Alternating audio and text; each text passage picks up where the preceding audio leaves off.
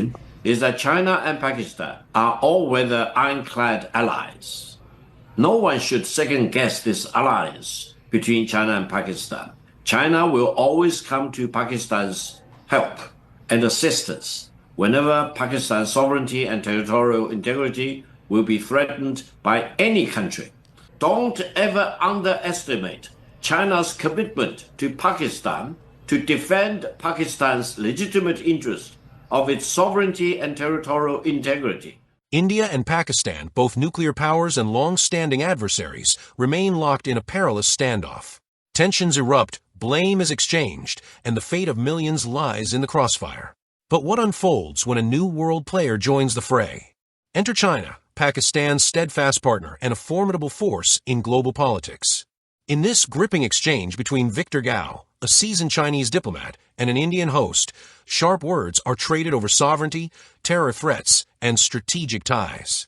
How can the Chinese foreign minister continue to call Pakistan an ironclad brother and an all-weather strategic partner, and also use the same language which the Pakistani side is using, calling for an impartial probe, when in the past, impartial probes have really not got anywhere for India in terms of, calling out these terror groups and getting the Pakistani state to act against these terror groups? Thank you very much for having me. First of all, the deterioration of the situation between India and Pakistan as we speak is a reason for great concern.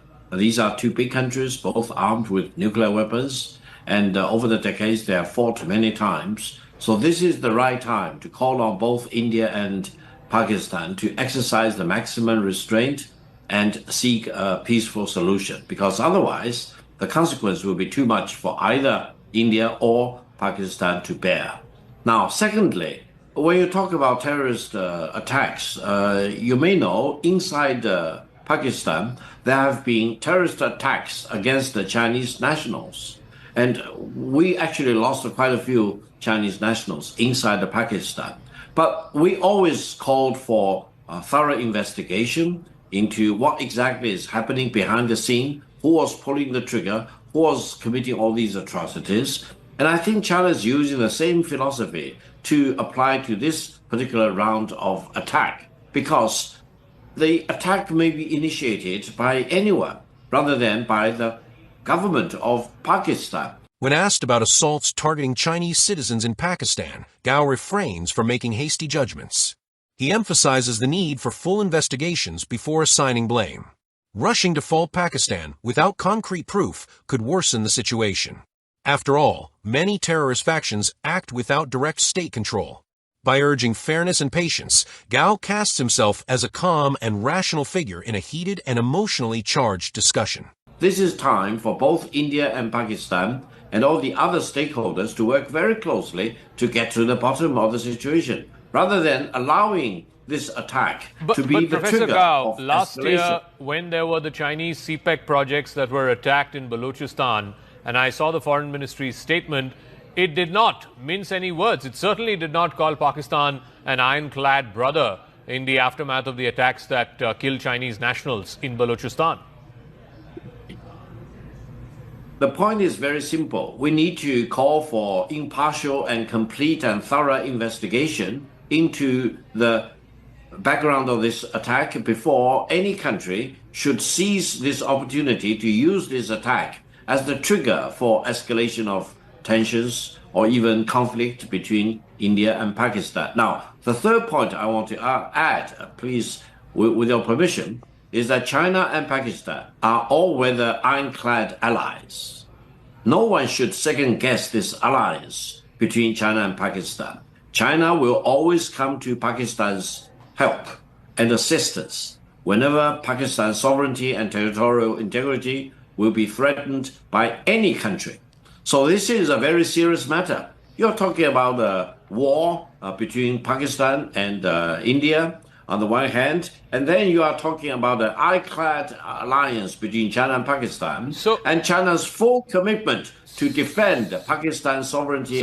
Gao firmly reiterates China's steadfast alliance with Pakistan, describing their relationship as an unbreakable brotherhood. While detractors claim China enables Pakistan's actions, Gao presents the partnership as a defense of national sovereignty. He insists that no nation has the right to meddle in another's territorial matters. It may sound idealistic, but ask yourself, if your borders were under threat, wouldn't you want your allies to act? For China, backing Pakistan goes beyond emotion. It's a calculated strategic move. Gao also takes aim at Western narratives that solely blame Pakistan for unrest in the region. He points out that India too grapples with insurgency and separatist movements, realities that blur the lines of moral clarity. His core argument? Let's move past simplistic narratives of heroes and villains. Instead, he urges the world to tackle the deeper issues that drive conflict. How you've been upfront here on our show, Professor Chalani. At least you can't fault him for hiding the Chinese game. He's upfront and he's saying that it'll come to Pakistan's defense, which is its ironclad brother. I was going through the amount of weapons that the Chinese have supplied to Pakistan. It's full of 2 pages full, from JF-17 fighter jets to Yuan-class submarines to the P-10 and P-15 missiles. I mean, 60% of Pakistan Army's weaponry today comes from China. And Professor Gao, I have issues with what you said, but I certainly will not fault you for being forthright. So, India should claw back on this whole road to normalization. I mean, we have just announced that we're resuming the Mansarovar Yatra. We've just announced that we're resuming direct flights between Delhi and Beijing.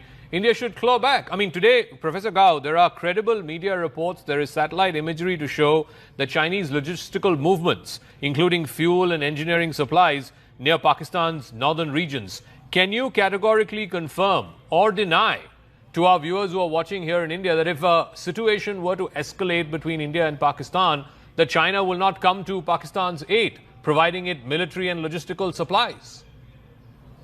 Thank you very much. Allow me to make several very brief points. First of all, I have great respect for India as a country and as a nation. On the other hand, allow me to emphasize the size of the Chinese economy today is about 5 times as big as India's economy. This is the reality. But the point is, if India wants to shut itself out of China, it's in the detriment of the Indian people. So don't talk to me about closing China away from India, because you will do that with great harm to the fundamental interest of the Indian people. That's number one. Number two is don't ever underestimate China's commitment to Pakistan to defend Pakistan's legitimate interest of its sovereignty and territorial integrity. In the end, Gao offers a blunt dose of realism. China's economy is nearly 5 times the size of India's. Severing economic links with Beijing would harm India more than China. Some might view this as condescending, but it's a reflection of economic reality. Trade and finance drive diplomacy, and distancing from China could weaken India's global standing. Gao's takeaway: think strategically. Cooperation, even with adversaries, can be smart. His points emphasize key themes like caution, sovereignty, and mutual dependence, topics that merit serious discussion. No matter where your sympathies lie, India, Pakistan, or China, one fact stands out: resolving a conflict this deep-rooted takes more than slogans. It demands thoughtful conversation, long-term vision, and a willingness to hear perspectives that may challenge our own.